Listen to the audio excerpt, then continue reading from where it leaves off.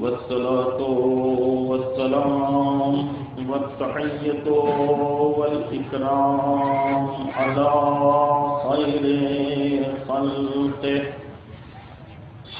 ومظهر لطفه وأشرف بريته مولانا ومولى الثقلين جد الحسن والحسين أبي القاسم محمد اللهم صل على محمد وآل بيته الطيبين الطاهرين المعصومين المنتجبين المنتقمين المظلومين الذين أذهب الله عنهم الرجس وطهرهم تطهيرا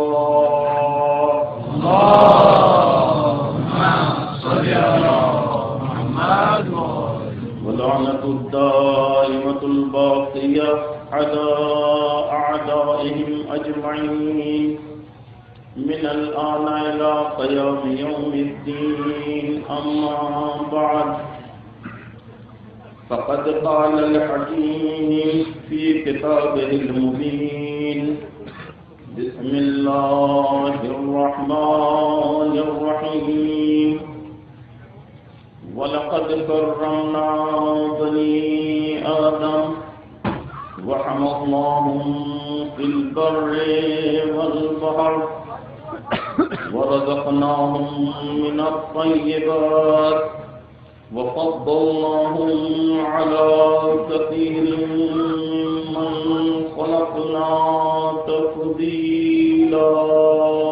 اللهم صل على محمد وآل محمد. بزرگان محترم،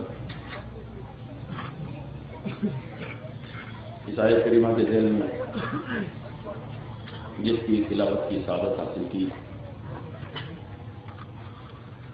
اسلام اور احترام انسانیت موضوع کے تحت ہماری گفتگو کا سلسلہ چل رہا ہے.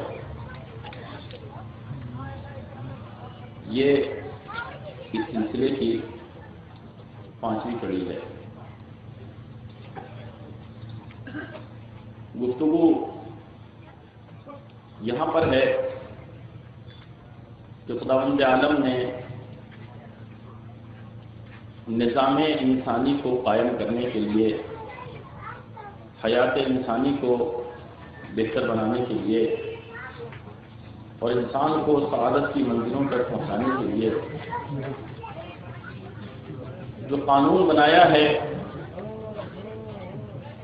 جس کو اسلام کہتے ہیں، اس میں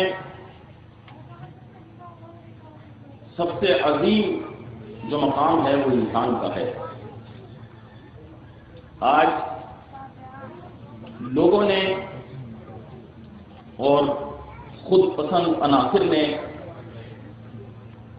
اسلام کو اس منزل پر پہنچا دیا ہے کہ اگر کوئی بھی آج کے اس اسلام کو دیکھتا ہے جو دنیا کے سامنے پیش کیا جا رہا ہے تو وہ یہ کہتا ہوا نظر آتا ہے کہ اسلام انسان کا سب سے بڑا دشمن ہے، جبکہ ایسا نہیں ہے. اسلام نے جو انسان کا مرتبہ بیان کیا وہ کسی بھی دین، کسی بھی مذہب اور کسی بھی مکتبہ فکر نے بیان نہیں کیا. خداوند عالم نے جتنے قوانین اسلام میں ہم تک بھیجے وہ تمام کے تمام اس لیے ہیں تاکہ انسانی معاشرہ سعادتوں کی طرف گامزن رہے، ہر انسان کو اس کے حقوق ملتے رہیں.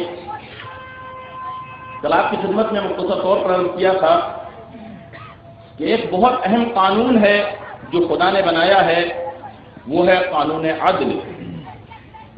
اور ہم سے کہا ان اللہ یامرکم بالعدل والاحسان، خداوند عالم تمہیں امر کر رہا ہے عدل کا اور احسان کا. تم آپس میں عدل سے کام لو، اور پھر جو ترجمے کی حد تک آپ کے سامنے بات پیش کی گئی تو عدل کے معنی یہ تھے کہ وضع الشیء علی محلہ، یعنی ہر چیز کو اس کے مقام پر رکھنا عدل کہلاتا ہے، اور اس کے مد مقابل جو چیز آتی ہے اس کو ظلم کہتے ہیں۔ ظلم کا مطلب یہ ہے کہ کسی بھی چیز کو یا تو اس کے مقام پر نہ رکھنا یا اگر وہ اپنے مقام پر ہے تو اس سے ہٹا دینا۔ خداوند عالم نے اس کائنات میں نظام عدل قائم کیا جس کے نتیجے میں پوری کائنات فساد سے محفوظ ہے۔ کائنات میں فساد نہیں ہے، اگر فساد ہے تو صرف اس مقام پر جہاں انسان دستکاری کرتا ہے، جہاں انسان اپنی حرکتیں شروع کرتا ہے، اپنی شرارتیں شروع کرتا ہے، وہیں سے اس کائنات میں فساد شروع ہو جاتا ہے، اور فساد نتیجہ ہے ظلم کا، اور عدل کا نتیجہ ہے حفاظت، جس کی آخری منزل ہے عصمت۔ تو یہ مقدمہ اس لیے ہے تاکہ میری گفتگو سے آج جو آدمی گفتگو کرنی ہے اس سے نزدیک ہو جائے، اور آج بھی انشاءاللہ اسی گفتگو کو آگے بڑھانا ہے، عدل کے حوالے سے جو گفتگو کرنی ہے۔ تو عزیزان محترم، عدل کے ایک معنی بیلنس بھی ہے کہ اس کائنات میں ہر چیز اپنے مقام پر ہے، یعنی نہ اپنے مقام سے آگے ہے نہ پیچھے ہے۔ جس مقام پر اس نے بنایا ہے وہی اس کا اصلی مقام ہے، اگر اس کو وہاں سے ہٹا دیا جائے تو فساد شروع ہو جائے گا، اور یہ وہی وضع الشیء علی محلہ ہے۔ خداوند عالم اس کائنات میں، اب آپ میری طرف متوجہ ہوں، یہ مقدماتی گفتگو تھی، اس کائنات میں نظام عدل قائم کر کے انسان کے شعور کو دعوت دے رہا ہے کہ یہ نظام جو میں نے کائنات میں نافذ کیا ہے اور جس کے نتیجے میں یہ ہماری کائنات ہر طرح کے فساد سے پاک ہے، اگر تمہاری زندگی میں آ جائے تو کیا تمہاری زندگی کی مشکلات حل نہیں ہو جائیں گی؟ وہ نظام کے جس کے نتیجے میں اس کائنات میں جتنی بھی چیزیں ہیں، مختلف پلانٹ موجود ہیں، چھوٹے سے لے کے بڑے تک، اس نظام کے تحت وہ ایک دوسرے میں ضم نہیں ہوتے۔ چھوٹی سے چھوٹی چیز اور اس کے مقابلے میں چاہے کتنی بڑی چیز ہو، لیکن کبھی ایک دوسرے سے ٹکرا کر وہاں کبھی کسی طرح کی خرابی پیش نہیں آتی۔ تو اگر یہ نظام تمہاری زندگی میں آ جائے تو کیا پھر تمہاری زندگی کی مشکلات حل نہیں ہو سکتی؟ کیا تمہاری زندگی کا فساد دور نہیں ہو سکتا؟ عزیزو، اگر یہی عدل کا نظام ہماری زندگی میں آ جائے تو واقعاً تمام مشکلات حل ہو سکتی ہیں۔ اس کے نتیجے میں چھوٹا بھی خوش رہے گا، بڑا بھی خوش رہے گا، غریب بھی بے فکر رہے گا، امیر بھی محفوظ رہے گا۔ کیونکہ یہ مشکلات جو ہوتی ہیں یہیں سے آتی ہیں کہ اگر امیر ہے وہ غریب سے ڈر رہا ہے کہیں میرا مال نہ مان لے، غریب جو ہے وہ امیر سے ڈر رہا ہے کہ جو میرے حقوق ہیں کہیں وہ نہ چھین لے، تو پھر چھوٹا بھی محفوظ، بڑا بھی محفوظ، غریب بھی بے فکر اور امیر بھی بے فکر۔ جتنی قومیں ہیں منحنی قومیں بھی محفوظ اور جو قوی اور مضبوط قومیں ہیں وہ بھی محفوظ۔ کسی کو کسی سے کوئی خطرہ نہیں رہے گا۔ جس طریقے سے پوری کائنات میں عدل ہونے کے سبب فساد نہیں ہے، اسی طریقے سے انسانی زندگی میں عدل ہونے کے سبب کسی طرح کا فساد نہیں ہوگا۔ آپ متوجہ ہیں نا میری طرف؟ اگرچہ مشکلات وہی موضوع کے حوالے سے ہیں، لیکن میں کہا کرتا ہوں کہ یہ جو ہماری مجالس اعضاء ہیں یہ اہل بیت اطہار کی یونیورسٹی کی کلاسز ہیں۔ ہر طرح کے مسائل ہمارے اس میں حل ہونے ہیں۔ پورے سال تو ہمیں اتنا موقع ہی نہیں ملتا کہ کم سے کم اسلام کی معرفت کے حوالے سے کوئی کام کریں، تو پھر کم از کم اس کے ذریعے سے تو آپ اسلام کو پہچاننے کی کوشش کریں کہ اسلام کتنا عظیم سرمایہ ہے کہ جو خداوند عالم نے ہمارے لیے بھیجا ہے۔ اس لیے یہ موضوع بھی ہے، اور اس کے تحت جو یہ یعنی عرائض آپ کے سامنے پیش کیے جا رہے ہیں یہ اسی لیے ہیں تاکہ آپ پہچانیں کہ اسلام نے کیا چاہا ہے۔ تو عزیزو، اب اس عدل کو نافذ کرنے کے لیے خداوند عالم خود تو نہیں آ سکتا، کیونکہ یہ کائنات ہے مادی، یہ میٹر سے بنی ہے، میٹر کے اپنے تقاضے ہیں، اور خداوند عالم ہر طریقے کے مادے سے پاک ہے، خدا نہیں آ سکتا۔ تو پھر کیا کرے؟ دو راستے ہیں، یا تو وہ ایک عام انسان کو یہ قانون دے دے کہ تم جا کر میں اس کو نافذ کرو، عام انسان یعنی ہم جیسے انسان کو، تو یہ بھی نہیں ہو سکتا۔ اس لیے نہیں ہو سکتا کہ قانون آخر قانون ہے، کسی کو اچھا لگتا ہے کسی کو برا لگتا ہے۔ اگر قانون کسی کے مزاج کے خلاف ہوا کسی کو برا لگا تو پھر کوئی آنے کے بعد تھوڑی سی رشوت دے، اگر کوئی ہم جیسا ہی ہوا تو عزیزو وہ قانون کو بدل سکتا ہے۔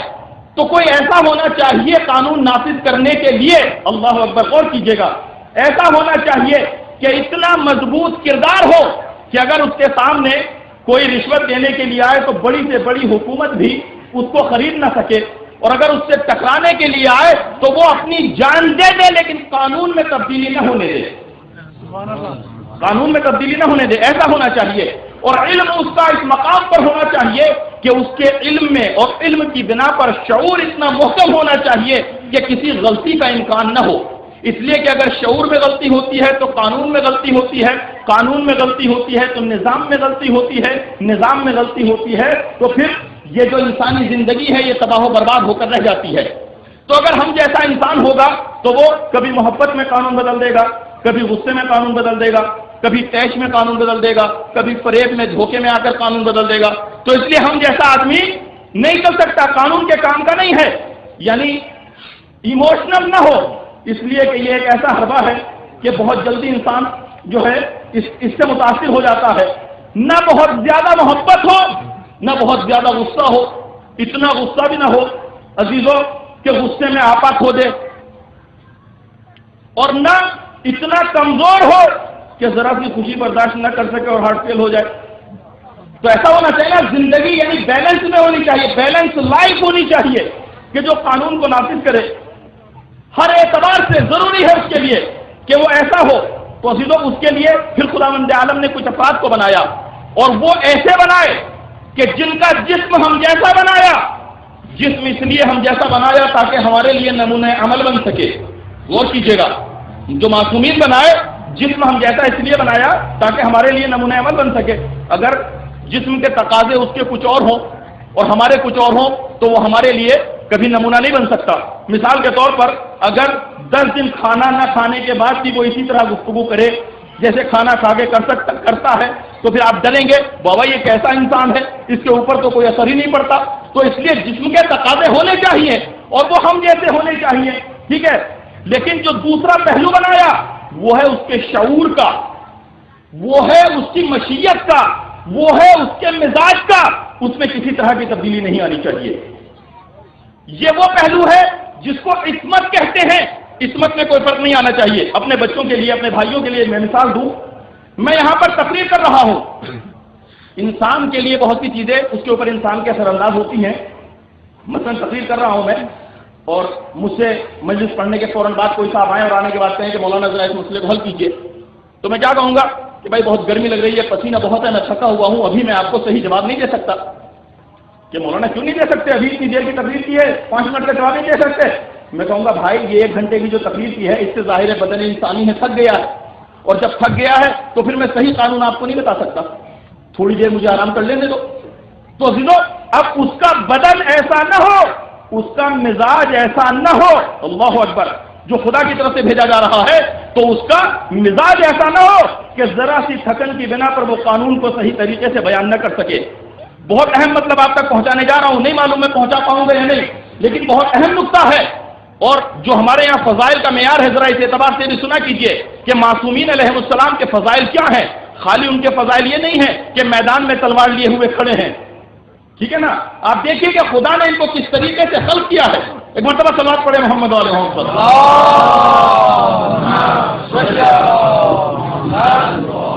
تو میں اس کو صحیح نہیں بتاؤں گا، کہوں گا تھوڑی دیر رک جاؤ، ذرا پسینہ خشک ہونے دو، آرام کر لینے دو مجھے، اس کے بعد ہوتا ہے کہ نہیں ہوتا، ٹھیک ہے۔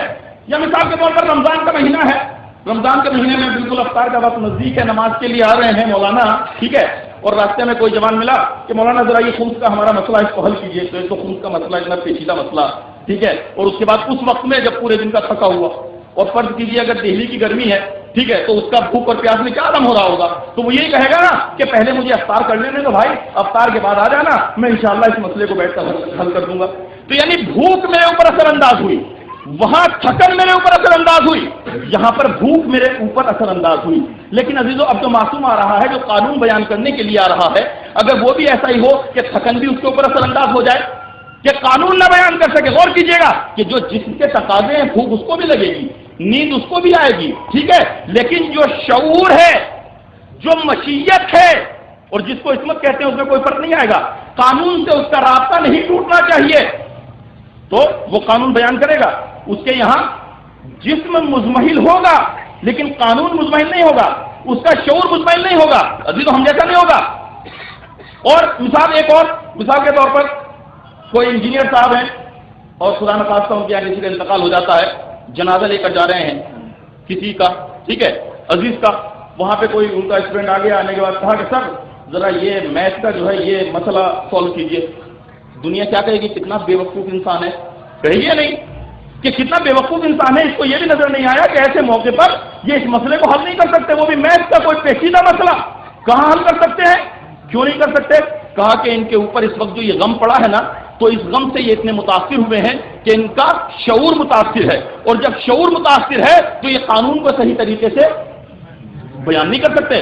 تو تو معلوم ہوا کہ معصوم ایسا ہو کہ جو غم سے بھی متاثر نہ ہو، نہ بھوک نہ پیاس نہ غم۔ وکیل صاحب ہیں، وکیل صاحب کے پاس کوئی آیا، آنے کے بعد کہا، اور وہ بھی ایسی کسی مشکل میں گرفتار سے بیچارے بھاگے ہوئے جا رہے تھے کسی مشکل میں، وہاں کسی نے کہا کہ ذرا وکیل صاحب اس مسئلے کو حل کیجئے۔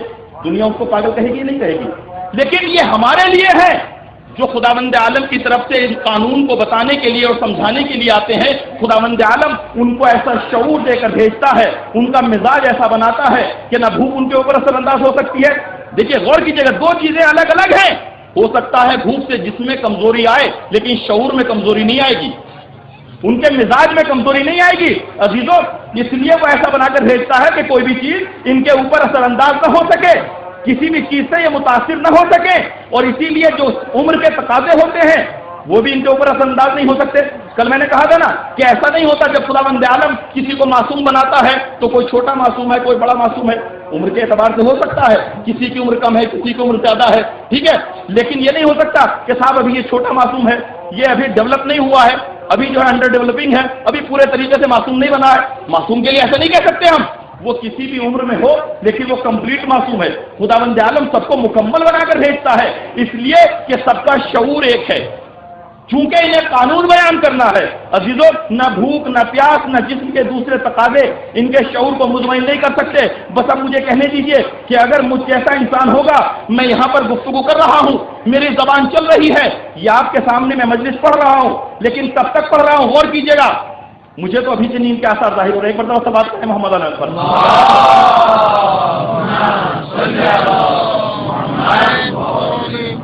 تو اس جانے محترم میں مجلس پڑھ رہا ہوں یہاں پر، کب تک پڑھوں گا؟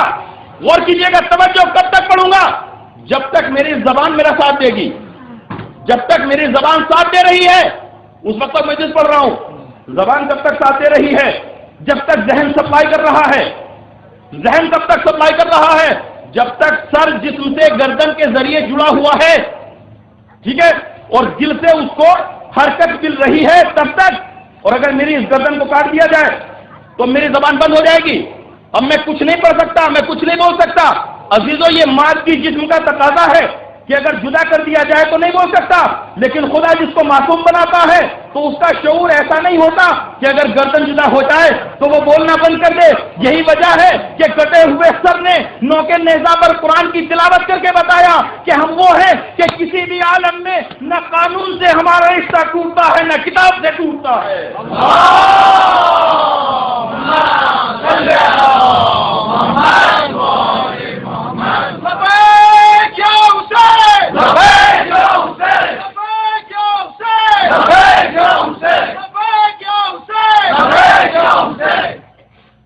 تو قانون خداوند عالم نے جن کو دے کر بھیجا ہے تو ہو سکتا ہے کہ مادی جسم ان کا مطمئن ہو جائے، ہو سکتا ہے کہ بھوک ان کے جسم کے اوپر اثر انداز ہو، اور یہی وجہ ہے کہ جب بھوک اثر انداز ہوئی تو ہو سکتا ہے کہ جب وہ جو کی روٹی توڑیں تو ہاتھوں کے ساتھ اپنے گھٹنے کا بھی توڑ لگائیں، لیکن جسم کی کمزوری ہو سکتی ہے، شعور کی کمزوری نہیں ہو سکتی، مزاج کی کمزوری نہیں ہو سکتی، چونکہ یہ قانون بیان کرنے کے لیے آئے ہیں۔ کسی بھی عالم میں اگر ان سے پوچھا جائے گا تو یہ قانون سے جدا نہیں ہو سکتے، اور یہ مادی جسم اس کے جو تقاضے ہیں اس کو بھی انہیں پورے کرنے ہیں۔ عزیزو یہ اہل بیت اطہار کی فضیلت ہے کہ خدا نے ان کو اس خاص مقام پر بھیجا ہے، اور زندگی ایک ایسی بنا کر بھیجی ہے کہ جس میں ہر چیز اپنے مقام پر ہے، بیلنس لائف، وضع الشیء فی محلہ، ہر چیز کو اس کے مقام پر استعمال کرنا اہل بیت اطہار سے سیکھیے کہ کس طریقے سے عدل کو ہم اپنی زندگی میں لا سکتے ہیں۔ عزیزو، آپ دیکھیں کہ اتنا کمزور بھی نہ ہو کہ جو خوشی برداشت نہ کر سکے، یہ یاد کر رہا تھا نا میں، اور ذرا ذرا سی بات پر غصہ بھی نہ آ جائے، ورنہ وہ قانون صحیح طریقے سے بیان نہیں کر سکتا۔ خداوند عالم نے ایسوں کو محافظ قانون بنا کر بھیجا ہے کہ پتھر کھا رہے ہیں لیکن تشدد زندگی میں نہیں ہے، تشدد نہیں ہے، پتھر کھا رہے ہیں، کھائے نہیں۔ ہمارے حضور نے پتھر کھائے، لیکن یہاں پر ایک کردار اور ہے، پتھر کھا رہے ہیں لیکن ری ایکشن نہیں ہے، جواب نہیں دے رہے ہیں۔ لیکن خالی یہ بزرگ جو 40 سال کے ہیں یہ تو پتھر نہیں کھا رہے ہیں، ان کے ساتھ ایک بچہ 10 سال کا بھی ہے جو پتھر کھا رہا ہے۔ دیکھیے گا کہ عدل کیا ہوتا ہے ان کی زندگی میں اور کیسے ہونا چاہیے۔ دونوں کی عمر الگ الگ ہے، ایک ہے 40 سال کی عمر، ایک ہے 10 سال کی عمر، دونوں کے تقاضے الگ الگ ہیں۔ جو بزرگ ہیں ہونا یہ چاہیے تھا کہ وہ سب کو سمجھائیں کہ نہیں بھائی پتھر مت مارو، اچھی بات نہیں ہے۔ اور بچپن کا تقاضا کیا تھا کہ اگر پتھر آ رہے ہیں تو چلو ایک آدھ لگ گیا، اس کے بعد کیا ہوتا، بچے کو بھاگ جانا چاہیے تھا، چلے جانا چاہیے تھا نا، وہاں سے فرار کر جانا چاہیے تھا۔ لیکن تاریخ یہ کہتی ہے کہ پتھر آ رہے ہیں تو بزرگ کے پتھر بعد میں لگتے ہیں، پہلے بچہ آگے بڑھ کے پتھر اپنے اوپر روکتا ہے، اپنے اوپر روکتا ہے۔ عزیزو، یہ کیوں ہو رہا ہے؟ بچہ بھاگا نہیں، ماں کے آنچل میں جا کر پناہ نہیں لی، باپ کے دامن میں جا کر بچہ چھپا نہیں ہے۔ ہونا تو یہ چاہیے تھا۔ ان کی 40 سال کی عمر ہے، اس بچے کی ابھی 10 سال کی عمر ہے، لیکن کیوں نہیں بھاگتا؟ کسی نے کہا تھا بہت بہادر بچہ تھا، تو اگر بہادر بچہ ہے تو بچے کو پتھر اٹھا کر واپس مارنا چاہیے، مارنا چاہیے نا۔ اگر بہادر بچہ ہے، بچہ مارتا بھی نہیں ہے، پتھر کھا رہا ہے، جیسے اس بزرگ کے لگے اس بچے کے بھی لگے، لیکن وہاں پر جواب نہیں دیتا۔ اب ہم نے بچے سے سوال کیا کہ تم نے فرار بھی نہیں کیا اور تم نے جواب بھی نہیں دیا، بس ایک مرتبہ کہا جانتے نہیں ہو۔ عزیزو، یہ عصمت ہے۔ آپ دیکھیے کہ عمر میں اختلاف ہے دونوں کی، لیکن مشیت میں اختلاف نہیں ہے۔ اس بچے نے یہی جواب دیا کہ تم جانتے نہیں ہو، میرے لیے جو آئیڈیل ہے، میرے لیے جو نمونہ ہے، میں اس کو دیکھ رہا ہوں، اگر وہ جواب دے گا تو میں بھی جواب دوں گا۔ جب اس نے پتھر کھا کر کوئی جواب نہیں دیا تو میں بھی پتھر کھا کر جواب نہیں دے سکتا، یہ میرا حق نہیں ہے۔ تو عزیزو، بچے نے برداشت کیا پتھر، اور یہ دونوں کی عمر کا فرق ہے۔ اور میں نے کل عرض کیا تھا نا کہ پورا گھرانہ ایسا ہے کہ معصوم کسی بھی عمر کے مرحلے میں ہو، لیکن مشیت سب کی ایک ہوگی، جو ایک کہے گا وہی دوسرا کہے گا، صنف بھی اثر انداز نہیں ہوگی۔ جو مرد کہے گا، اگر معصوم خاتون ہے تو وہی وہ بھی کہے گی۔ کل میں نے سورہ دہر سے مثال بھی دی تھی کہ باپ جو کہے ماں بھی وہی کہے گی، جبکہ تقاضے الگ الگ ہیں، بچے بھی وہی کہیں گے، اس لیے کہ جو عصمت ہوتی ہے اس میں اختلاف نہیں ہوتا، عصمت سب کی برابر ہے، شعور سب کا برابر ہے، مزاج سب کا برابر ہے، یہ جسم کے تقاضے الگ الگ ہیں۔ تو اب اور یہی وجہ ہے دیدو کہ یہ وہ ہیں کہ جن کے یہاں عصمت اور عدالت خمیر میں گوندی گئی ہے۔ اگر عدالت اور عصمت ان کے وجود میں نہ ہوتی تو کبھی اس طریقے سے عمل نہیں ہو سکتا تھا، اور چونکہ ان کے خمیر میں عدالت اور عصمت ہے، یہی فرق تھا ہمارے رسول کی سوسائٹی میں اور ہمارے رسول کی اولاد میں۔ سوسائٹی کو ڈیولپ ہونے میں وقت لگا ہے، پیریڈ لگا ہے، لیکن اولاد کو مکمل بننے میں، آل کو مکمل بننے میں وقت نہیں لگا۔ یہی وجہ ہے کہ جب رسول نے اعلان کیا کہ میری مدد کون کرے گا، تو پبلک کی طرف سے نہیں آیا ناصر، اپنی آل سے آیا ہے، اپنی اولاد سے آیا ہے۔ انا یا رسول اللہ، رسول اللہ میں مدد کروں گا آپ کی۔ اور کتنی عمر ہے اس بچے کی؟ 10 سال کی عمر ہے، ٹھیک ہے۔ اور اس کی کتنی عمر ہے بزرگ کی؟ 40 سال عمر ہے۔ آپ تاریخ اٹھا کر دیکھیے کہ پوری تاریخ میں اب یہ بچہ جب 10 سال سے 11، 12، 13 اور طے کرتے کرتے پہنچتا ہے 23 سال کی عمر تک۔ اب 23 سال کی عمر تک پورا اس کا کردار یہی رہا ہے کہ پتھر کھاتا رہا اور نبی کو بچاتا رہا، پتھر کھاتا رہا، نبی کو بچاتا رہا۔ اللہ اکبر۔ عزیزو، کوئی ریئیکشن نظر نہیں آیا اس کی زندگی میں، پتھر کھانا اور نبی کو بچانا، یہ اس کی زندگی کا وہ رہا ہے۔ اب یہ 23 سال کا ہو گیا، بہت بڑا عرصہ ہوتا ہے۔ 10 سے 23، 13 سال ہوتے ہیں۔ کتنے مرحلے گزرتے ہیں زندگی کے؟ نوجوانی، لڑکپن، جوانی۔ 23 سال کا جوان ہوتا ہے نا، اور ایسا جوان ہوتا ہے کہ کمپلیٹ جوان ہوتا ہے، اس کو نوجوان نہیں کہتے، اس کو جوان کہتے ہیں۔ تو اگر کوئی تاریخ کی نظروں سے اس کے کردار کو دیکھے گا بچے کے تو کیا کہے گا؟ 23 سال تک جس نے کوئی ریئیکشن ہی نہیں دکھایا کیا کہے گا؟ کہے گا بڑا سادہ بچہ ہے، اس کے نیچر میں بڑی سادگی ہے، یہ جواب نہیں دیتا۔ عدل کے معنی ذہن میں رکھیے گا کہ جس چیز کی ضرورت ہو اس کو انجام دیا جائے۔ یہ کہے گا نا کہ اس کا تو ہاتھ ہی نہیں اٹھتا، اور کبھی کوئی سوچ سکتا ہے کہ تلوار بھی چلا سکتا ہے۔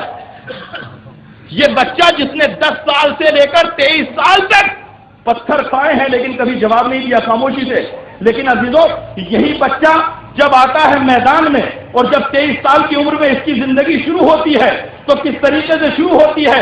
کیا اس نے کہیں جا کے ٹریننگ لی ہے؟ اس نے کہیں ٹریننگ نہیں لی، کہیں اس نے سیکھا نہیں ہے، تو اس کے اندر یہ صلاحیتیں اس وقت بھی موجود تھی جب پتھر کھا رہا تھا۔ صلاحیتیں تھی لیکن اس نے ان صلاحیتوں کا اظہار نہیں کیا، وہاں پر ریئیکشن نہیں دکھایا، لیکن جب میدان میں آتا ہے تو اس طریقے سے آتا ہے میدان میں کہ جو بڑے بڑے تجربے کار تھے وہ میدان چھوڑ کر اس کے سامنے سے بھاگ جاتے ہیں۔ آپ اٹھائیے بدر کو، اٹھائیے احد کو، اٹھائیے خندق کو، اٹھائیے، ساری جنگیں ایسی ہیں کہ بڑے بڑے اس کا مقابلہ نہیں کر سکے، تو کیا کوئی غور کر سکتا تھا؟ کوئی یہ سوچ سکتا تھا کہ یہی بچہ کہ جو 13 سال تک صرف پتھر کھاتا رہا، کبھی جواب بھی نہیں دیا، آج یہ اتنا بڑا سورما ہوگا؟ عزیزوں کبھی نہیں سوچ سکتا تھا، اس لیے کہ زندگی اسی طرح سے گزر رہی تھی۔ لیکن ہوتا کیا ہے؟ یہ ہے مشیت، یہ ہے ان کا مزاج، یہ ہے ان کی عصمت، یعنی جس چیز کی ضرورت ہوتی ہے وہی انجام دیا جاتا ہے۔ اگر وہاں یہ ریئیکشن دکھاتا تو ظلم ہو جاتا، اور اگر یہاں چپ رہتا تو ظلم ہو جاتا۔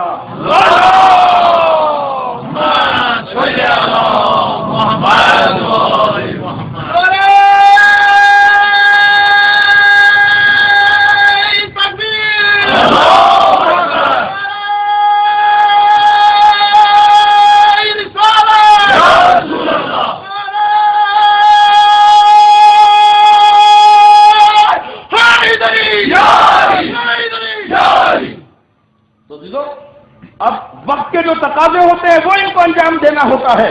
سب کے سب ایک ہیں، 14 کے 14 ایک ہیں۔ آج میں نے ادارہ الفضل عباس کی تقریر میں بھی کہا تھا کہ ایک نہیں 14 کے 14 ایک ہیں، سب کا نور ایک ہے، سب کی عصمت ایک ہے، سب کا کردار ایک ہے، اور ہر چیز میں ایک ہے، کیونکہ کہا گیا ہے کلنا محمد، لیکن وقت کے جو تقاضے ہوں گے اسی اعتبار سے نظر آئیں گے۔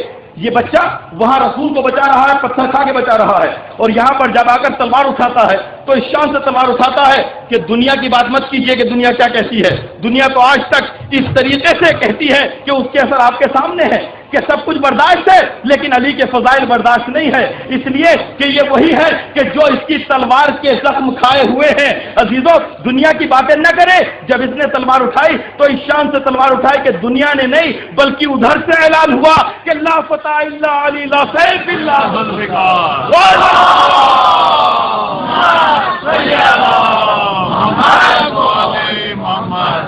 کوئی سوچ نہیں سکتا تھا کہ یہ کبھی ایسے بھی تلوار چلا سکتا ہے۔ اللہ اکبر، کہیں سیکھا نہیں، کہیں ٹریننگ نہیں لی، ہر وقت ان کے اندر تمام صلاحیتیں موجود تھی، اس لیے کہ یہ خدا بند عالم کے یہاں سے سیکھ کر آتے ہیں، لیکن جس کی ضرورت ہوتی ہے اس کو انجام دیتے ہیں، اور عزیزوں اس شان سے انجام دیتے ہیں۔ خدا نے ان کو بھیجا ہے نا اپنا قانون نافذ کرنے کے لیے، ان کے لیے انتظامات بھی الگ کیے گئے ہیں، پوری دنیا کے لیے انتظامات الگ اور ان کے لیے انتظامات الگ۔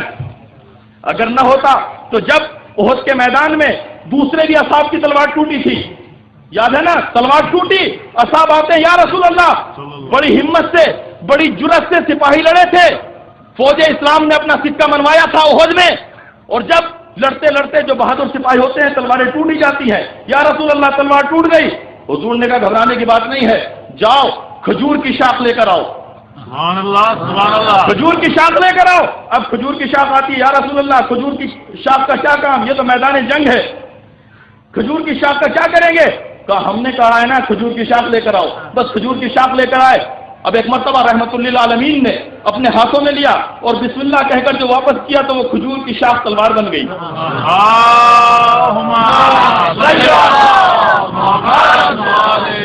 تو جتنے بہادروں کی تلوار ٹوٹی تھی، تاریخ ہے، تاریخ اسلام ہے، جتنے بہادروں کی تلوار ٹوٹی تھی سب کے لیے رسول یہی کہہ رہے ہیں، جس کی بھی تلوار ٹوٹی، یا رسول اللہ تلوار ٹوٹ گئی، کہا کھجور کی شاخ لے آؤ، وہ کھجور کی شاخ لاتا ہے اور میرا رسول اس کھجور کی شاخ کو تلوار بناتا ہے، واپس کر دیتا ہے۔ بس ایک مرتبہ میرے مولا کی بھی تلوار ٹوٹ گئی، ذہن میں رکھیے گا کہ ادھر سے بھیجا ہے تو انتظام بھی ان کے لیے الگ ہوگا۔ علی بھی آتے ہیں، ہاتھوں کو جوڑ کر کھڑے ہو جاتے ہیں، دوسروں کے انداز میں نہیں، سر جھکا کر کہتے ہیں یا رسول اللہ، اللہ اکبر، میری بھی تلوار ٹوٹ گئی۔ رسول انتظار کر رہے ہیں، رسول خاموش ہیں۔ سب سے کہا تھا جا کر کھجور کی شاخ لے آؤ، علی سے نہیں کہتے کہ جا کر کھجور کی شاخ لے آؤ۔ سبحان اللہ سبحان اللہ۔ یا رسول اللہ، سب کے لیے آپ نے فوراً کھجور کی شاخ کو تلوار بنا دیا، علی کے لیے بھی بنا دیجئے نا۔ بس ایک مرتبہ رسول مسکرا کر کہیں گے نادان جانتے نہیں ہو، وہ سب یہاں کے تھے، وہ سب فرشی تھے، ان کے لیے اسلحہ یہاں کا چاہیے، یہ یہاں کا نہیں ہے، یہ وہاں سے آیا ہے، اسلحہ وہاں سے آئے گا۔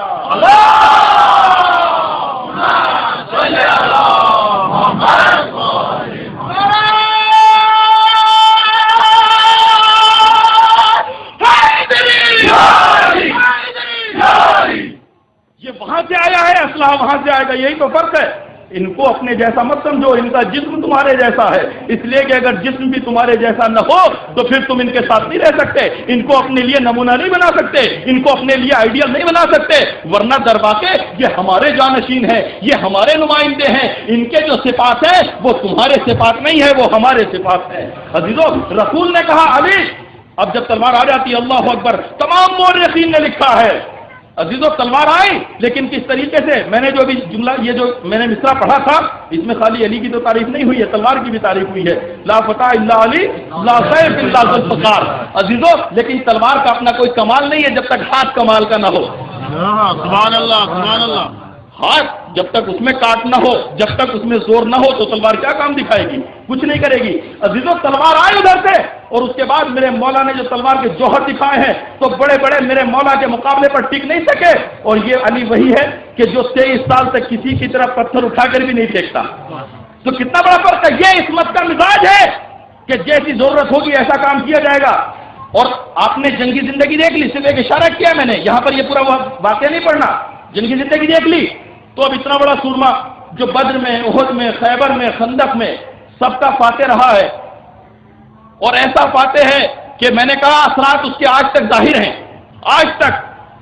تو پھر اب ایک وقت آتا ہے، مزاج دیکھیے، ایک وقت آتا ہے کہ رسول بلاتے ہیں اسی سورما کو، اور بلانے کے بعد کہتے ہیں علی آج تھوڑا چینج ہو گیا پروگرام۔ کہا کیا؟ کہا آج تم خاموشی سے میرے بستر پر سو جاؤ۔ اتنا بڑا سورما، اب اس سے کیا کہا جا رہا ہے؟ سو جاؤ۔ کیا کرنا ہے؟ اگر ہم جیسا کوئی ہوتا وہ بھی اتنا بڑا سورما، ٹھیک ہے نا، تو کیا کہتا؟ یا رسول اللہ، یہ بنی ہاشم کا چشم و چراغ ہے، اس نے، ہم کوئی بزدل نہیں ہے جو خاموشی سے سو جائے۔ مکے میں کس نے ماں کا دودھ پیا ہے جو ہمارا مقابلہ کرے؟ ہوتا ہے نہیں۔ لیکن اگر یہ ڈائلاگ وہاں پر شروع ہو جاتے تو تاریخ کیا لکھتی کہ دونوں کے مزاج میں فرق تھا۔ سبحان اللہ سبحان اللہ۔ نبوت کا مزاج الگ تھا، امامت کا مزاج الگ تھا۔ بس جیسے رسول نے کہا علی آج تلوار نہیں چلانی، آج تلوار کے سائے میں خاموشی سے سونا ہے، علی نے سر جھکا کر بتایا کہ جو نبوت کا مزاج ہے وہی امامت کا مزاج ہے، اس لیے کہ یہ عصمت کا مزاج ہے۔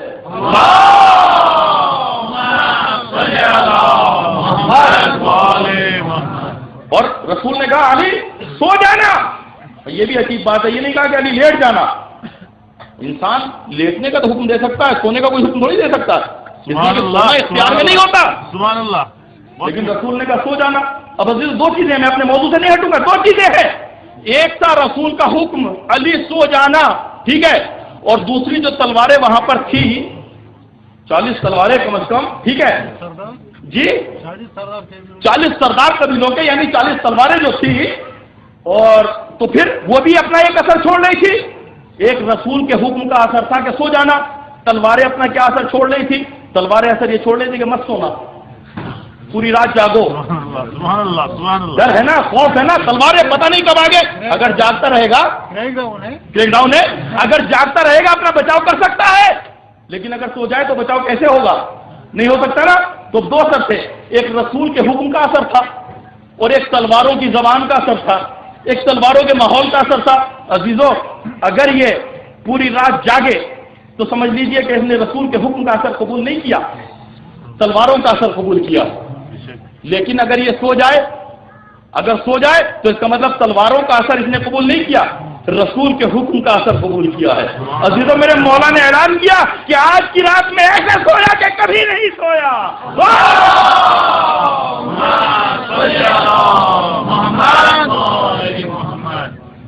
میرا مولا سو گیا اور رسول چلے گئے۔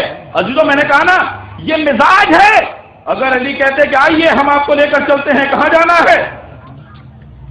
اگر مثال کے طور پر میں یہاں آیا ہوں، خدا نخواستہ کبھی اگر حالات خراب ہو جائیں، ایک دو مرید میں ایسا ہوا بھی ہے اور دیکھنے میں بھی آیا ہے، تو جو جوان ہوتے ہیں وہ کیا کرتے ہیں، دور سے، گھبرانے کی ضرورت نہیں ہے، ہم ایسا آتے ہیں، ٹھیک ہے، میری جیسے کوئی حیثیت نہیں، چھوٹا سا طالب علم ہوں، لیکن پھر بھی کہ بھائی مہمان ہے اور رسول جیسی شخصیت، اور ساتھ میں کون ہے؟ علی وہ کہ جس کے لیے خود رسول نے فرمایا ہے کہ اگر علی کے مقابلے پر لو قاتل المشرق والمغرب، یعنی لفظ استعمال کیا گیا مشرق اور مغرب، اگر پوری کائنات بھی علی کے مقابلے پر آئے تو علی سے جیت نہیں سکتی۔ 40 کی بات چھوڑیے، 4,000 نہیں 40,000، 40,000 نہیں 40 لاکھ، رسول نے کہا تھا کہ اگر پوری کائنات بھی علی کے مقابلے میں آئے تو علی سے جیت نہیں سکتی۔ تو جب ایسا سورما موجود ہے تو اس کو کہنا چاہیے تھا نا، کہاں جا رہے ہیں آپ؟ آرام سے بیٹھے گھر میں دروازے پر کھڑا ہوتا ہوں، دیکھتا ہوں کس کی ہمت ہے۔ اور حقیقت بھی یہی تھی کہ اگر علی آ جاتے نا تو کوئی نہیں رکتا، 40 سے ایک بھی نظر نہیں آتا، کیونکہ میدان جنگ میں سب دیکھ چکے تھے۔ عزیزوں، لیکن وہ چلے گئے، بتانا یہی تھا کہ یہ عصمت کے تقاضے ہیں، جو بڑے نے کہا ہے وہ چھوٹے کو کرنا ہے، اس لیے کہ دونوں کی مشیت میں فرق نہیں آ سکتا۔ بس اب ادھر گئے رسول۔ اچھا، ایک چیز اور تھی، جہاں سے گئے ہیں وہ سب جاننے والے ہیں، یعنی رسول کو جانتے ہیں، پہچانتے ہیں، گفتگو تو پرانی نہیں ہو جائے گی، ابھی تو وقت ہے۔ تو آپ پڑے محمد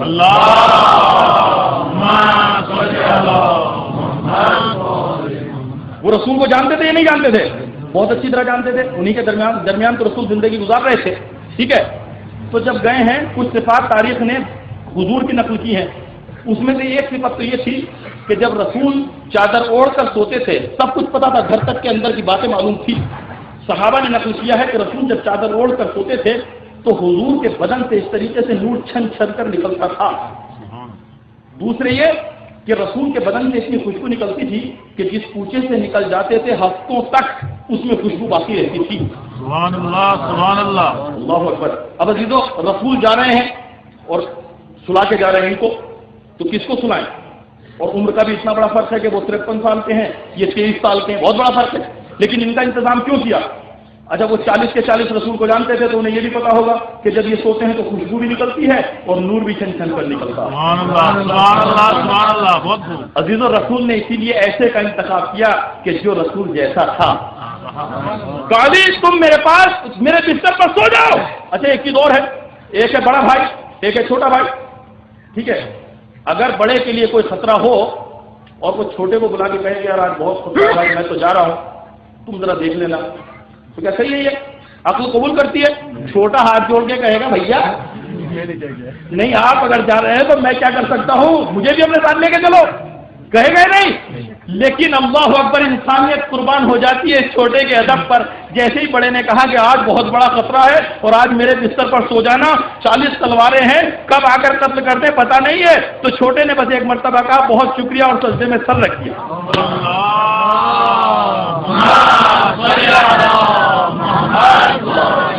عزیزو، سجدہ شکر کرتے ہو نا نماز کے بعد، مورخین سے پوچھو کہ کہاں سے آیا ہے؟ یہ سجدہ شکر سب سے پہلے میرے مولا نے کیا اور ہجرت کے موقع پر کیا ہے۔ جیسے رسول نے کہا کہ علی آج میرے بستر پر سونا، تو ایسا محسوس ہوتا ہے کہ جیسے میرا مولا تو اس موقع کی تلاش میں ہے کہ کب اپنے رسول پر قربان ہو، کب قربان ہو جاؤں۔ بس جیسے ہی موقع ملا میرے مولا نے سجدے میں سر رکھا، سجدے شکر کیا میرے مولا نے، اور اب وہ جانے لگے۔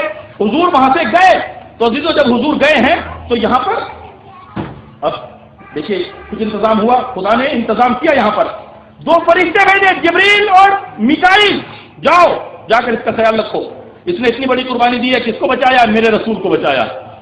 میرا رسول خدا کا رسول ہے نا، تو اس نے اس کے رسول کو بچایا، اب خدا کی ذمہ داری ہے کہ اس کی جان کی حفاظت کرے۔ بس عزیزو، جبریل اور میکائیل کو بھیجا اور کہا کہ ذرا اس کا خیال رکھنا۔ لیکن ایک چیز میری سمجھ میں نہیں آئی، یہ تو پھر بھی گھر میں سو رہا ہے، ٹھیک ہے، اور ماشاءاللہ جنگ میں بھی سب کچھ دیکھ چکے ہیں، لیکن اصل خطرہ جو ہے وہ یہاں پہ نہیں ہے، وہ رسول کے ساتھ ہے۔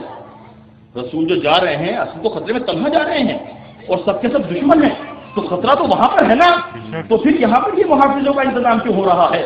یہاں پر یہ نگہبان کیوں لگائے جا رہے ہیں؟ اللہ اکبر عزیزوں، میں نے خدا سے پوچھا، خدایا یہ مسئلہ میری سمجھ میں نہیں آیا کہ خطرہ وہاں پر ہے، رسول کے لیے انتظام کرو نا، رسول کے لیے کسی کو بھیجو کہ جو حفاظت کر سکے، یہ یہاں پر انتظام کیوں کر رہے ہو؟ اسے تو کوئی ضرورت ہی نہیں ہے، اور اگر کچھ ہو بھی گیا تو یہ اپنا دفاع کر سکتا ہے، کیونکہ پوری تاریخ اس کو دیکھ چکی ہے جنگ میں۔ بس ایک مرتبہ خدا کہے گا نادان تو جانتا نہیں ہے، کتنی دفعہ میرے رسول نے سمجھانے کی کوشش کی ہے کہ میں گھر ہوں اور علی اس کا گھر ہے، اگر گھر کو خطرہ ہوتا ہے تو پہلا دروازہ کر دیا جاتا ہے۔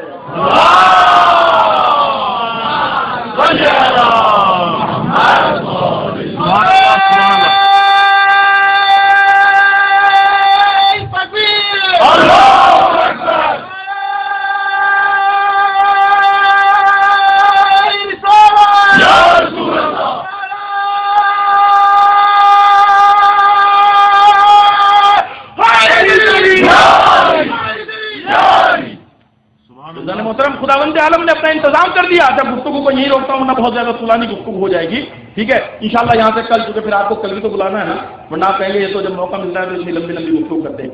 تو اس محترم خدا نے انتظام کر دیا، اور عصمت کے تقاضے یہی ہیں، یہ 14 کے 14 ایک ہیں، جیسی ضرورت ہوگی اسی زمانے کے اعتبار سے، اسی وقت کے اعتبار سے ان کے یہاں کمالات ظاہر ہوں گے، جس چیز کی ضرورت ہوگی، ورنہ کسی میں کوئی فرق نہیں ہے۔ جو ہمارے رسول کی مشیت، جو ہمارے رسول کا مزاج، جو ہمارے رسول کا کردار، کیونکہ سب کا نور ایک ہے، اس لیے سب ایک ہیں۔ اور عزیزو، یہ نور سب کا ایک، خداوند عالم نے ان کو بھیجا تھا قانون نافذ کرنے کے لیے اور قانون کی حفاظت کرنے کے لیے۔ اب ان کو ہر طرح سے قانون کی حفاظت کرنی ہے۔ بس میں آج اپنی گفتگو کو یہیں روک رہا ہوں اور مسائل کی طرف۔ آج کی جو تاریخ ہے، آپ کے یہاں آنے والی تاریخ، وہ مخصوص ہے شہزادے علی اصغر۔ مختصر طور پر کچھ جملے مسائل کے بیان کرنے ہیں اور آپ کی زحمت کو تمام کرنا ہے۔ عزیزو، بہت بڑا غم ہے اصغر کا غم۔ یہ شہزادہ بظاہر سب سے چھوٹا ہے، لیکن اس کا غم سب سے بڑا ہے۔ روایت میں جہاں پر معصومین کے علاوہ میں نے کہا، جہاں پر باب الحوائج بیان کیے جاتے ہیں، تو جیسے جناب عباس معصوم نہیں ہے لیکن باب الحوائج ہیں، اسی طریقے سے دو کردار اور ہیں جن کو عرب میں باب الحوائج کہا جاتا ہے۔ کون کون سے دو کردار؟ نہیں، باب الحوائج جو لقب مخصوص ہو، ویسے تو دیکھیے وہ معصوم، ویسے تو یہ جتنے بھی اس سلسلے سے جڑے ہوئے ہیں سب کے سب باب الحوائج ہیں، سب کے یہاں سے حاجتیں پوری ہوتی ہیں۔ معصومین میں جو یہ لقب مخصوص ہے تو امام موسیٰ کاظم علیہ السلام سے مخصوص ہے، ساتھ امام کو کہا جاتا ہے باب الحوائج۔ لیکن معصومین کے علاوہ جو باب الحوائج کہا جاتا ہے، تو ایک تو حضرت عباس،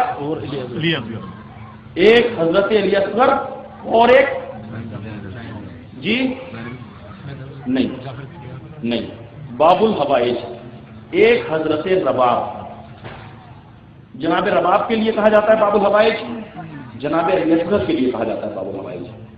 یعنی یہ دو ماں اور بیٹے، جناب رباب ماں ہیں، جناب علی اصغر ان کے فرزند، ان دونوں کو ایک ساتھ کہا جاتا ہے باب الحوائج۔ عزیزو، باب الحوائج کا مطلب یہ ہوتا ہے کہ ہماری تمام حاجتیں ان کے ذریعے سے پوری ہوں گی۔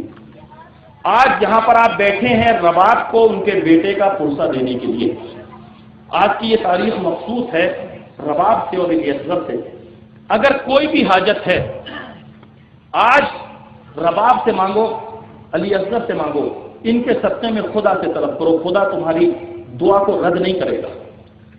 اگر تم میں کوئی مریض ہے اس کی شفا کے لیے دعا کرو، اگر تم میں کوئی غریب ہے تو اپنی دولت کے لیے دعا کرو، اگر کوئی بے اولاد ہے تو اولاد کی خاطر دعا کرو، اگر کوئی اولاد نرینہ چاہتا ہے، کوئی فرزند چاہتا ہے، جو بھی تمہاری جائز تمنا ہو سکتی ہے، سب کے لیے دعا کرو، لیکن اس طریقے سے دعا کرو کہ جو عزا کا مقصد ہے وہ بھی حاصل ہو جائے اور انشاءاللہ تمہاری دعا بھی ضرور پوری ہوگی۔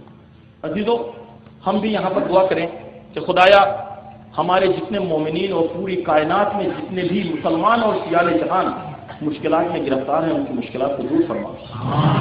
خدایا جتنے بے اولاد ہیں ان کو صاحب اولاد بنا۔ خدایا تجھے واسطہ علی اصغر کا اور ام رباب کا، جنہیں اولاد کی تمنا ہونے کے ساتھ ساتھ بیٹوں کی تمنا ہے، ان کی تمنا کو پورا فرما۔ خدایا جو محتاج ہیں ان کی احتیاج کو برطرف کر دے۔ خدایا جو قیدی ہیں، جو اسیر ہیں اس کے صدقے میں، ان کو قید سے رہائی عطا فرما۔ خدایا اب تو ہی محافظ ہے، تجھے عزاداری حسین کا طبقہ پوری دنیا محبان اہل بیت کی دشمن بنی ہوئی ہے۔ خدایا جو دشمنوں کی سازشیں ہیں وہ انہی کی طرف پلٹا دے۔ خدایا اسلام کو کامیاب فرما اور دشمنوں کو نیست و نابود فرما۔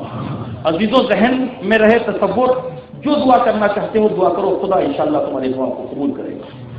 اللہ اکبر۔ جناب علی اصغر کتنا ظلم تھا، آپ غور کیجیے۔ جناب ام رباب کتنی قربانیاں دی اس بی بی نے، خداوند عالم نے اس کو، اللہ اکبر، کیا عرض کیا جائے عزیزو، صرف سوچنے کی بات ہے۔ مصیبتیں سب نے دیکھی ہیں، لیکن دو جملے رباب کے لیے کہہ رہا ہوں، عزادارو، مصیبتیں ہماری بی بی زینب نے بھی دیکھی ہیں، مصیبتیں ام کلثوم نے بھی دیکھی ہیں، اور دوسری مقدرات عصمت و طہارت کی مصیبت میں برابر کی شریک ہے، لیکن ام رباب ایک ایسی خاتون ہے جسے خدا نے دو بچے دیے تھے، ایک سکینہ اور ایک اصغر۔ عزیزو، رباب عصر عاشور، جب عاشور کے موقع پر امام حسین علیہ السلام جناب اصغر کو لے جاتے ہیں، جناب علی اصغر کو مختصر طور پر مسائل بھی بیان کروں گا، اور اس کے بعد جب عصر عاشور امام کی بھی شہادت ہو جاتی ہے تو اب اس رباب کے پاس کچھ نہیں بچتا۔ سکینہ کو اٹھا کر بی بی شہزادی زینب کے حوالے کر دیتی ہے، بی بی اب میرا سایہ میرے سر پر نہیں رہا، میرا سرتاج اس دنیا سے چلا گیا، مجھے کسی چیز سے کوئی لگاؤ نہیں ہے، میری آغوش بھی اجڑ گئی اور میرا سہاگ بھی اجڑ گیا، بی بی یہ سکینہ تیری امانت ہے۔ اور عزیزو، یہ امانت بھی ایسی تھی کہ جو زندان شام میں کام آ گئی۔ عزیزو، روایت کہتی ہے کہ رباب امام کے لاشے پر آئی ہے، اور جب امام کا لاشا بے گور و کفن جلتی زمین پر دیکھا ہے تو امام سے دو وعدے کیے تھے، کہا تھا میرے سرتاج، میرے والی و وارث، میں آج تجھ سے یہ رباب وعدہ کرتی ہوں کہ میں جس مصیبت میں تجھے دیکھ رہی ہوں تیرا حق تو بہت بڑا تھا، تو زہرا کا لال ہے، تو فرزند رسول ہے، تو تیری جو جلتی زمین پر بے گور و کفن لاش پڑی ہے، میرے مولا میرے پاس چادر بھی نہیں ہے، ورنہ میں اس کو تیرا کفن بنا دیتی، چادر بھی چھن چکی ہے۔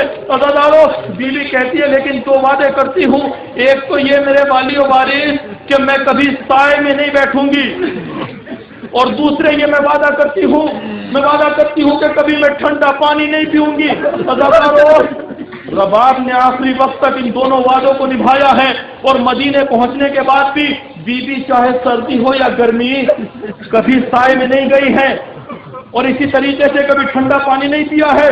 بس ایک آخری وقت تھا جب امام سجاد نے حکم دیا تھا اماں چلیے گھر میں تشریف لے چلیے، ام رباب نے کہا میرے لال، ارے میں نے اپنے والی و وارث سے وعدہ کیا ہے۔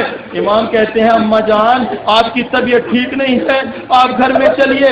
ایک مرتبہ بی بی پھر کہتی ہے بیٹا مجھے مجبور نہ کر، میرا والی و وارث جلتی زمین پر پڑا ہوا تھا، میں کیسے جاؤں؟ عزادارو، لیکن جب جناب امام زین العابدین نے بہت اصرار کیا تو ایک مرتبہ بی بی کہتی ہے میرے لال یہ بتا کہ تو حکم دے رہا ہے، تو امام ہو کر کہہ رہا ہے یا بیٹا ہو کر کہہ رہا ہے؟ جب امام سجاد نے دیکھا کہ اب اماں کے لیے صرف یہی ایک راستہ ہے، کہا اماں یہ سمجھ لیجئے کہ میں امام ہو کر کہہ رہا ہوں۔ بس ایک مرتبہ دونوں ہاتھوں کو آسمان کی طرف اٹھایا، خدایا میں نے ایک ایک امام سے وعدہ کیا تھا، دوسرے امام کا حکم ہے، اب میرے علاج تیرے حوالے ہے۔ عزادارو روایت کہتی ہے ایک طرف سے جناب علی امام سجاد نے پکڑا، دوسری طرف سے جناب زینب نے پکڑا، اب جو لے کر گھر کی طرف چلے ہیں تو عزادارو جیسے ہی ایک قدم گھر میں رکھا امام سجاد کی چیخ نکل گئی، گورے پھوپھی اماں، ہماری اماں اب ہمارے ساتھ نہیں ہے۔ عزادارو اس طرح سے لاز رکھی ہے، عزادارو اس بیوی کے دل پر کیا گزری ہوگی، خدا تمہارے بچوں کو سلامت رکھے۔ ماؤں کے جو جذبات ہوتے ہیں نہ جانے اس نے کربلا میں کتنی بڑی بڑی مصیبتیں دیکھی ہے۔ عزادارو ماں کا دودھ خشک ہو چکا ہے، چھوٹا سا بچہ ہے، ماں اپنی تکلیف برداشت کر لیتی ہے لیکن بچے کی تکلیف برداشت نہیں کرتی۔ عزادارو امام جب آ کر کہتے ہیں رباب اپنے لال کو مجھے دے دو میں پانی پلا لاؤں، عزادارو رباب دے دیتی ہے، اور جب بچہ جاتا ہے ماں آس لگائے بیٹھتی ہے، میرا لفظ جگر اپنی پیاس بجھا کر آئے گا، میرا لال 3 دن سے بھوکا پیاسا ہے نا تو وہ اپنی پیاس ختم کر کے آئے گا۔ ماں بڑی خوش تھی۔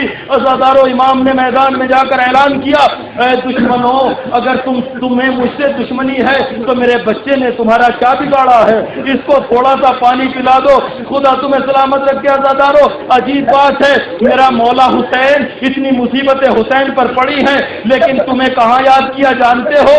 تمہیں اس مقام پر یاد کیا جب اصغر کو لے کر میدان میں آئے ہیں۔ ایک جملہ کہا ہے، شیعتی لیتکم فی یوم عاشورا، ارے میرے شیعو اگر تم کربلا میں ہوتے تو تم دیکھتے میں اپنے اصغر کے لیے کس طرح پانی مانگ رہا تھا۔ عزادارو ارے ان کی مصیبتوں پر غیر بھی رونے لگتے ہیں، جب کافر بھی سنتا ہے وہ بھی روتا ہے۔ ارے ہمیں رونا تو اس بات پر ہے، شریف انسان جانتا ہے کہ جان سے زیادہ سخت ہے کسی نااہل کے سامنے ہاتھوں کا پھیلانا، کسی سے سوال کرنا، اور سوال اس نے کیا کہ جس کے یہاں سب سوالی بن کر آتے تھے، پوری کائنات کو جن کے یہاں سے ملتا تھا، اس نے سوال کیا، اور کس چیز کا سوال کیا؟ دولت کا سوال نہیں کیا، حکومت کا سوال نہیں کیا، ارے چند قطرے پانی کا سوال کیا تھا، ارے میرے بچے کے لیے چند قطرے پانی دے دو۔ آپ جانتے ہیں نا کہ 6 مہینے کا بچہ ہے، اس کو کتنا پانی چاہیے؟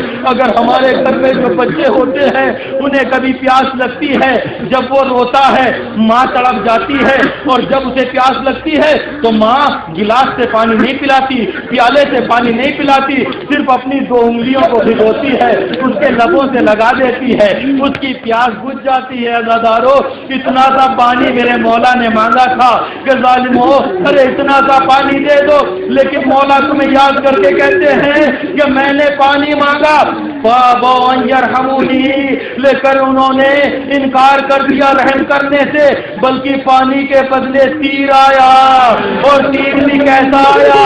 تیر سے شعبہ، یعنی ایسا تیر جو 3 پھال کا تیر تھا۔ عزادارو اتنا وزنی تیر کہ کسی شاعر نے کہا تیر سے شعبہ گلے پر انتہائے ظلم ہے، ورنہ اصغر کے لیے کافی ہوائے تیر۔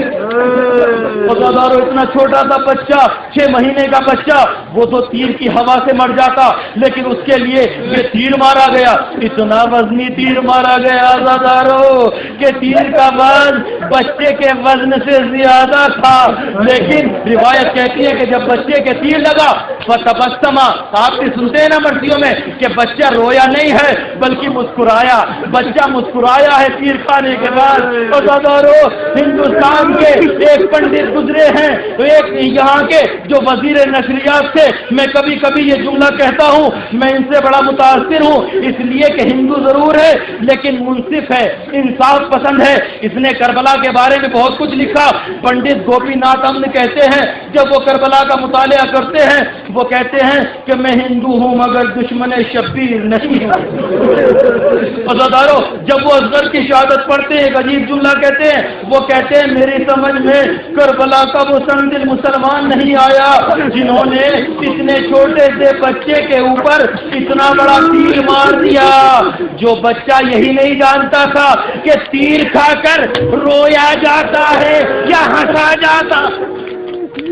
عزادارو خدا تمہیں سلامت رکھے، اور آپ سنیں گے میرا مولا میں نے کہا امام حسین علیہ السلام یہ سلسلہ عصمت کی ایک کڑی ہے نا، یہ معصوم ہے نا، اس کے کبھی شعور میں اس میں ہلال نہیں آئے گا۔